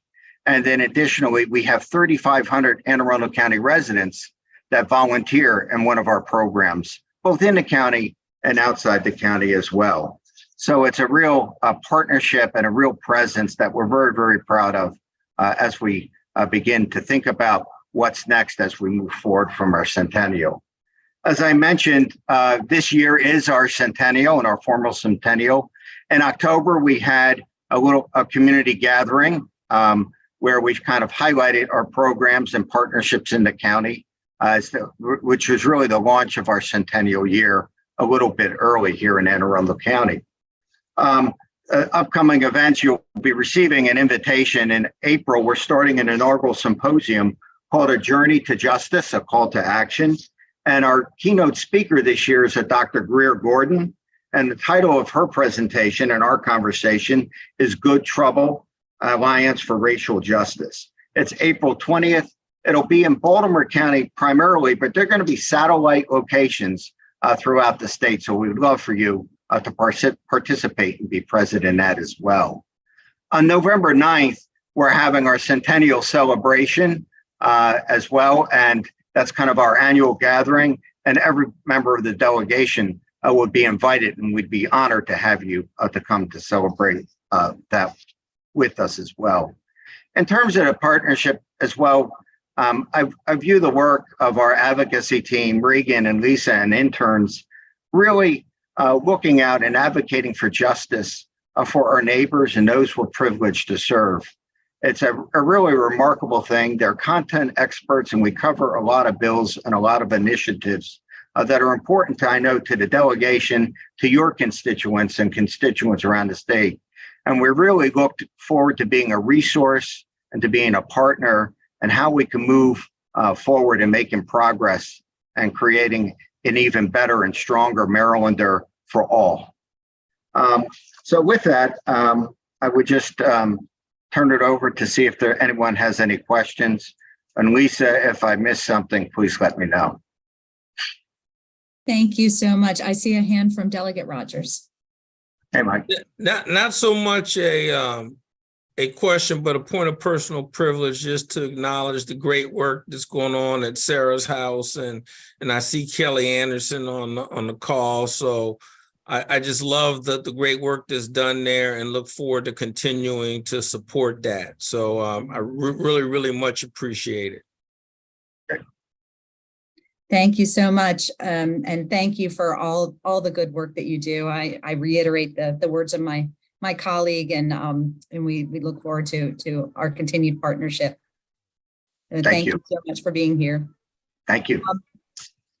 We are going to turn to our legislative bond initiative presentations. As a reminder, the presentations can be no more than 5 minutes. Please ask your best question. Remember that we will have an opportunity to reach out offline for further information. And just for the awareness of the members, we have 5 LBI presentations today. So just putting that on the radar as we continue. And with that, I'm going to turn it over to South Shore Recovery Club. Welcome.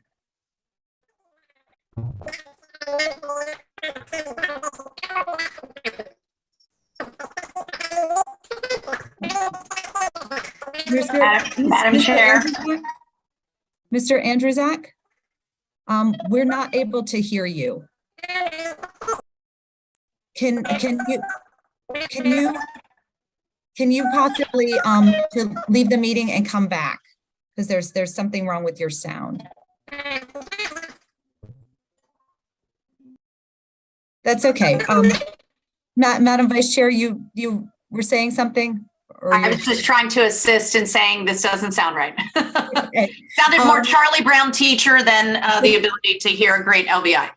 So while we're addressing the technical issues for Mr. Andrzejak, let's go ahead and turn to American Legion Post 40, and then we'll try and figure out the technical issues we've got with the other presentation. So American Legion Post 40, welcome. Thank you. Good morning, delegates. And thank you for taking the time to hear about our organization. My name is Lester Brumfield Jr. I'm a Navy veteran, retired Anne Arundel County police officer, medically retired, and the commander of the American Legion Post 40. In 1919, the American Legion was founded on 4 pillars: veteran affairs and rehabilitation, national security, Americanism, and children and youth. Each of the pillars encompasses a variety of programs that benefit our nation's veterans, its service members, the families, the youth of America, and ordinary citizens. American Legion Post 40 of Glen Burnie provides a place for our local nation's heroes to come daily. Veterans that suffer from PTSD, anxiety, depression, and other effects due to their time in service. We provide a safe place for the men and women to come daily, somewhere where they are not alone, can share their stories, eat a meal, and feel at home while they relate to others' real-life experiences. Our building is outdated.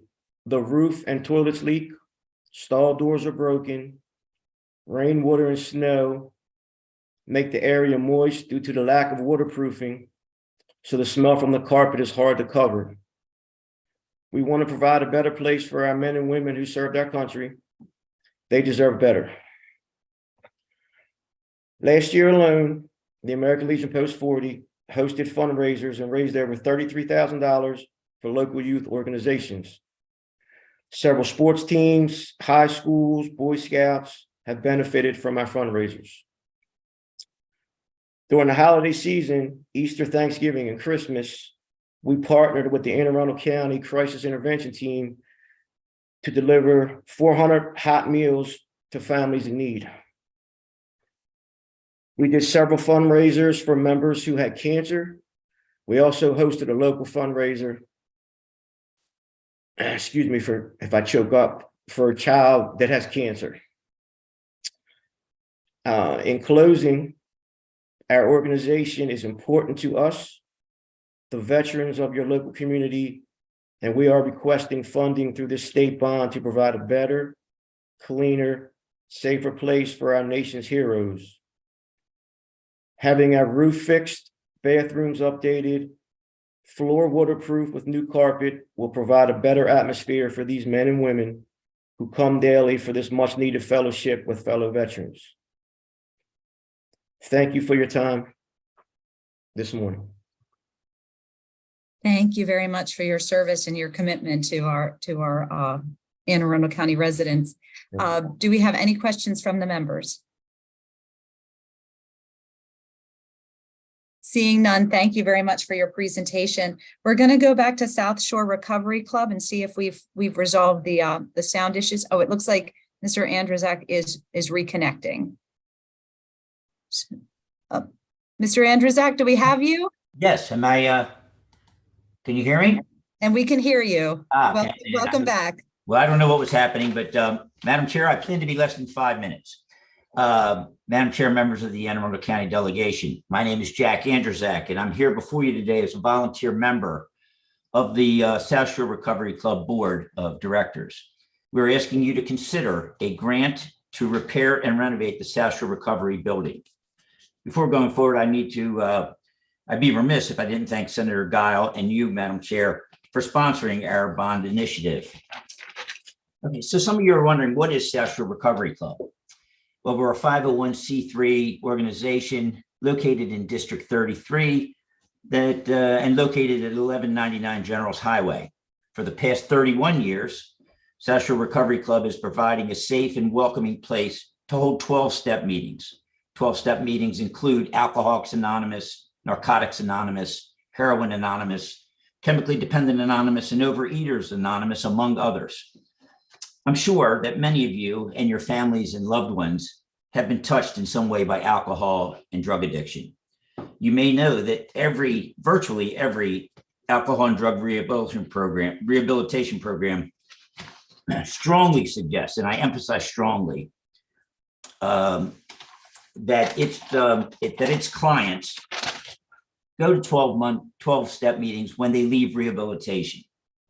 It is virtually impossible to recover and maintain your sobriety without 12, or very, very difficult to remain clean and sober without attending 12-step programs. We have 28 in-person programs and 2 virtual programs per week, serving somewhere between 1,000 and 1,200 people per month.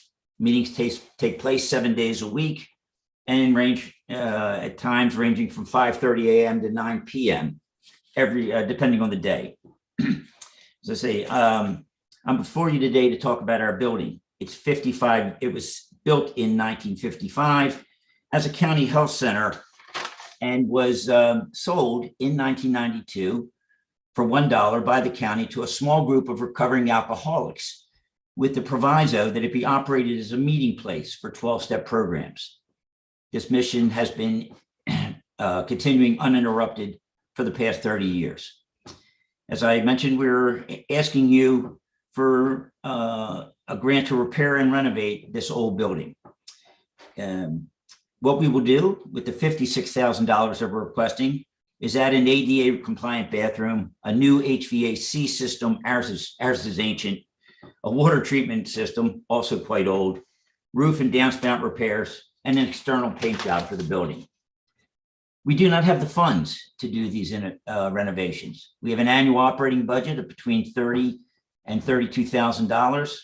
This keeps the lights on, the heat and AC working, pays for coffee at meetings, supplies, and minor repairs. In keeping with traditions of Alcoholics Anonymous, everyone contributes their time and talents without compensation. No one on the board or committees are paid a salary or any stipend. We do not have any employees. We do have a cleaning lady who comes twice a week, and on occasion we have to hire an electrician, a plumber, or other skilled person to address bigger problems. No one ever has to pay to attend an AA meeting, and no one is ever turned away.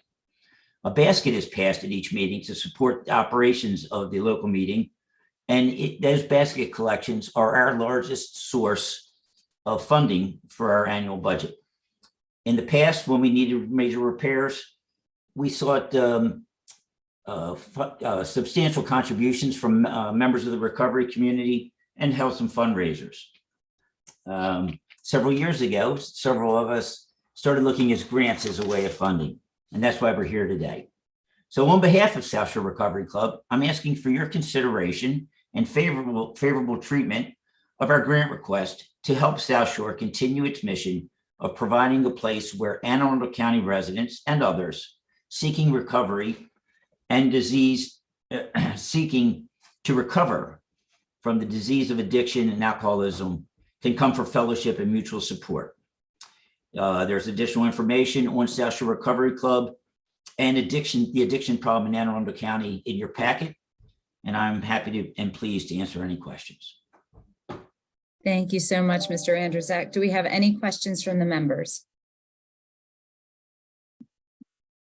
Seeing none, I just want to thank you again for your good work for our vulnerable Anne Arundel County residents, and thank you for your presentation. You're welcome. We're now going to turn to the Anne Arundel Volunteer Fire Department Training Center. Welcome. Go ahead and get started. Good morning. Thank you. So my name is Greg Hens. I'm the president of the Arundel Volunteer Fire Department. So thank you for the consideration for this bill as kind of the formation of what we're actually going after, right? So we're challenging everyone, saying that knowledge is power in emergency, education, and prior preparedness could be the difference between life and death. So some of the history of us. So we are a nonprofit, a 501c3 in the Crofton, Davidson, Gambrills area, providing that emergency response as a combination volunteer fire department with Anne Arundel County as well. Our first introduction to this county was in 1954 when we actually started operations. Since that time, we had a tragic response. The local community members came together to build this actual firehouse. So the community over the time built this firehouse, and in 1956 we started with 54 calls. Last year our volunteers responded on 4,050 calls total. So over that time we have rapidly grown out of service of that building, and over time the Anne Arundel County Fire Department has built another building next door, and that building was fell into disrepair. So we actually provide EMS and fire services for Crofton, Davisville, and Gambrels. We're actually hoping to actually take this building, renovate it. It's actually in progress today to hopefully provide CPR and community outreach programs, and then the future Stop the Bleed programs. So out of all the different calls that we actually operate as volunteers, we are a combination department with Anne Arundel County paid staff as well. The volunteers at Station 7, we provide a response rate of over 90%, which is very high for Anne Arundel County. And we're actually very proud of that fact for all of our calls as well. So why do we actually need this building? Is that preparedness, right? So anytime we have an emergency, we need to be able to have those knowledge and the skills for not just our firefighters, but the public as well, right? So teach the public how to respond in the case of a sudden cardiac emergency, minimize the impact from those emergencies on the community themselves, and then give the community and our members the tools and the responsibility on how they actually can solve that problem. Our limitation on training space today, we have none, right? Our training space for the fire department, for our volunteers, is we have to remove the apparatus from our bays, clean our bays where we actually park our equipment, and they'll be hold training space and things like that. During COVID, we came to the realization very quickly that we needed to provide a safer environment to provide training for our community, to get them away from the dirty gear, the hazardous materials, things like that, that we could be bringing back from calls. So that's where we kind of really rapidly progressed into this training center area. And also being able to schedule classes and not just be on a whim for that. The training center project is converting the old firehouse that our community members had built in 1954 into this valuable training space that has since went into a major sense of disrepair. Trees growing out of the roofs, no restrooms, completely gutted, things like that. So asbestos removal as well is something that we had to encounter with that. Some of the benefits of what we're looking for this training space is the meeting space, right? So regain the sense of community within our fire department and local community, provide the training with the modern education technology, and then also a small gym area to have the preparedness for the firefighters to keep their both mental and physical fitness that's present. And then also the most important aspect is the ability to provide the community outreach through community CPR, Stop the Bleed programs, and other educational classes to various community organizations, whether that is, we get a lot of requests today, we're just unable to support that. So that's why we're moving forward and rapidly with this. The community is a major benefiter of this as well. We get a lot of outreach back from the community as a benefit for this. They have reached out to us and expressed their overwhelming interest in this. We did a fall mailer asking for donations from the community for the fire department. It was one of our largest ones yet because of the expressed desire of our fire department on moving forward on this project. And then we're also seeing through this progress, we are starting that progress today of the construction. We are seeing the builders and some of the construction crews donating some of their time and some of the labor and materials back into progressing through this.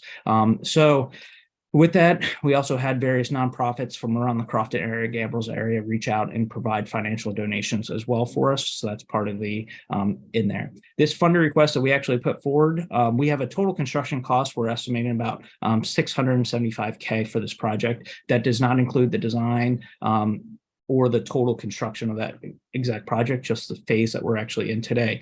The request that we actually made was part of a subset of how do we make this building habitable? We got a quote back for $456K to make the building habitable. I'm going to need to ask you to wrap up. Okay, so, sounds good. So appreciate it. And then right now, just feel free to, if you guys have any questions, let me know and be happy to answer it. Thank you so much. And I see Delegate Schmidt has a hand up.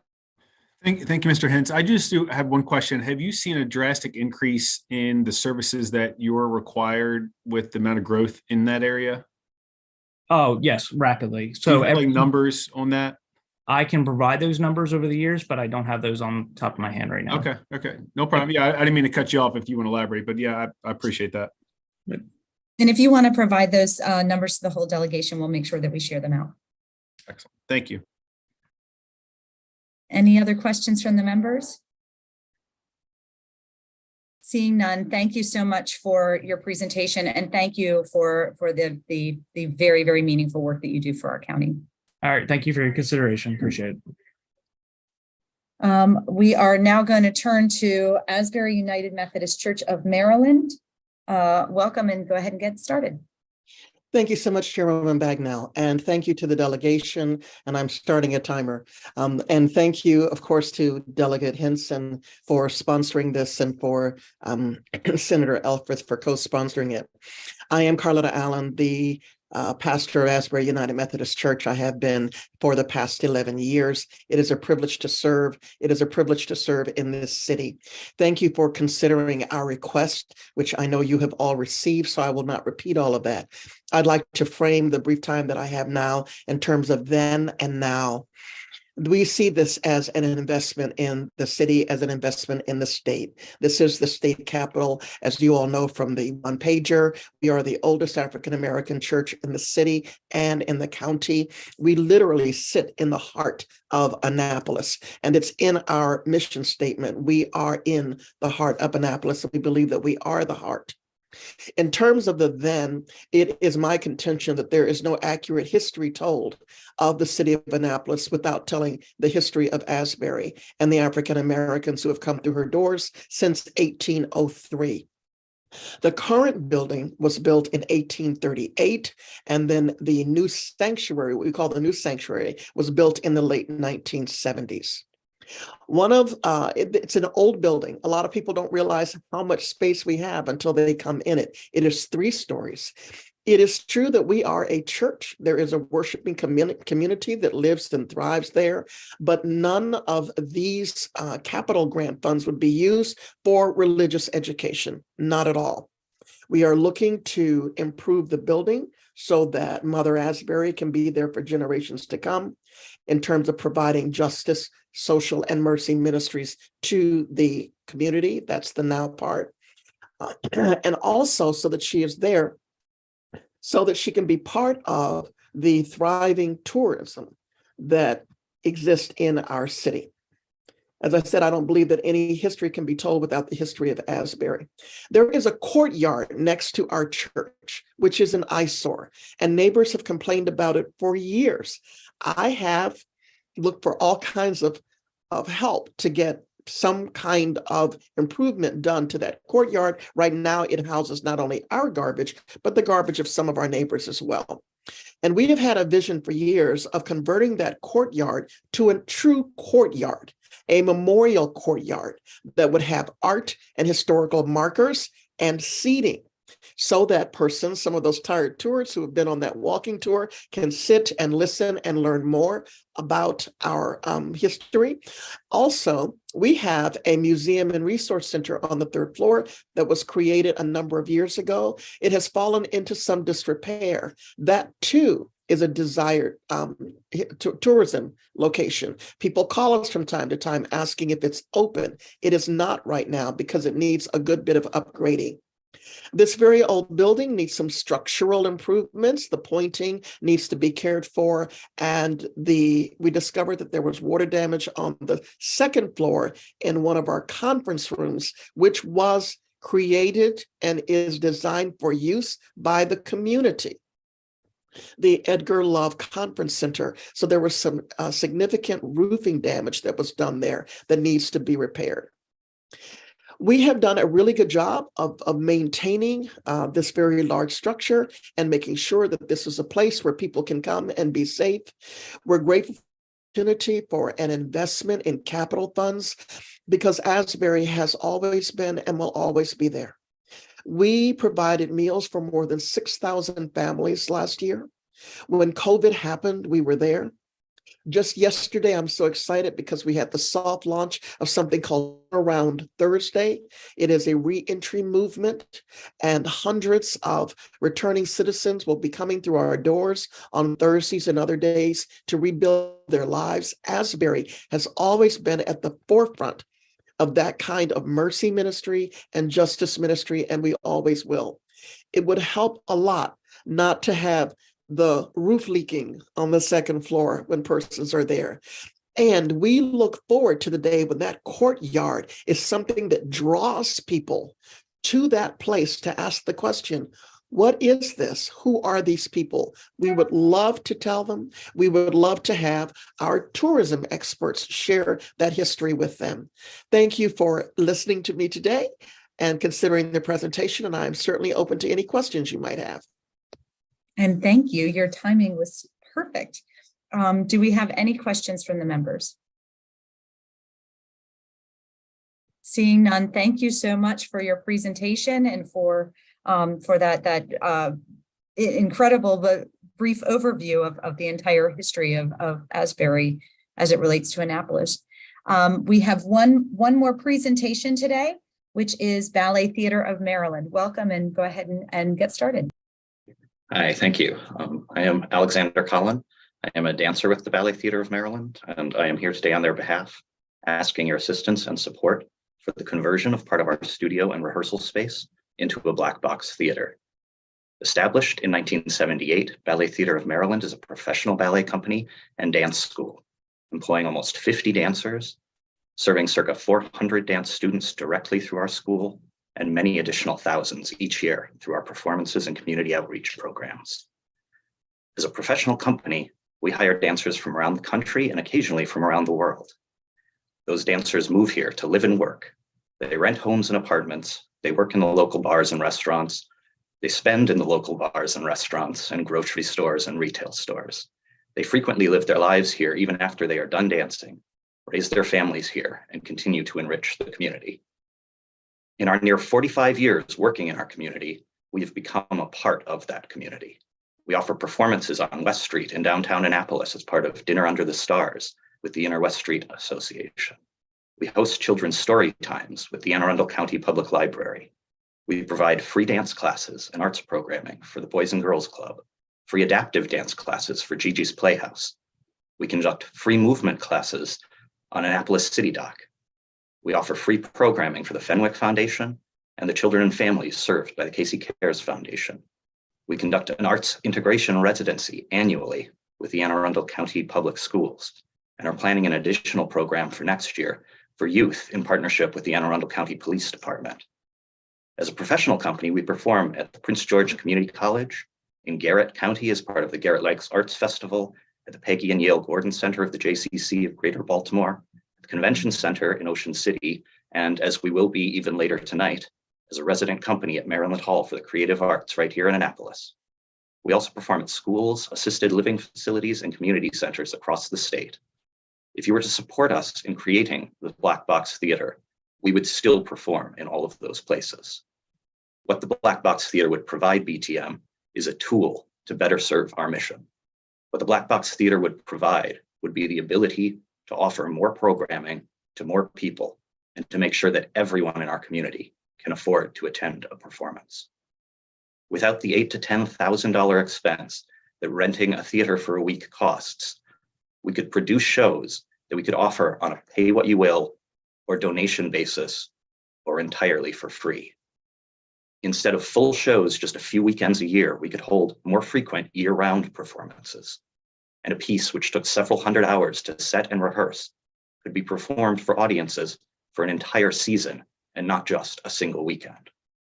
A Black Box Theater would also empower us to take on greater endeavors and artistic risks without facing the same financial risk for a new work that might not yet have the name recognition needed to draw large crowds to a large theater. The Black Box Theater would enable the Ballet Theater of Maryland to better be able to bring dance and the arts to more people more efficiently. It would help us make sure that everyone in our community has access to affordable arts programming. And that is why we are asking for your help and support. Thank you. Thank you very much. Are there any questions from the members? Seeing none, I thank you for your service and the your beautiful access to the arts that you bring to Anne Arundel County. So that concludes all of our LBI presentations today. Next week, we will be voting on bills, and we will have more presentations of local bills, as well as remarks from Fire Chief Wolford, Police Chief Awad, and John Coram from Bites Anne Arundel County. And once again, thank you for working with your organizations to get your LBIs on the schedule. If you have a local bill and you are not on the schedule, please make sure that we're getting you on the schedule, because we're running up on time. Organizations who wish to be acknowledged can email our delegation secretary at aacd@mlis.state.md.us. To our members and our viewing public, we did make an announcement yesterday about Delegate Simmons that he was in surgery. He has come through surgery, is resting comfortably, and we are wishing him a full and gentle recovery and lifting him up as a delegation. Are there any other announcements from our members?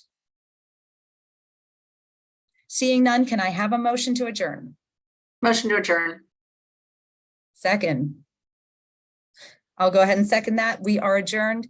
Members, don't forget, we still have floor, and everyone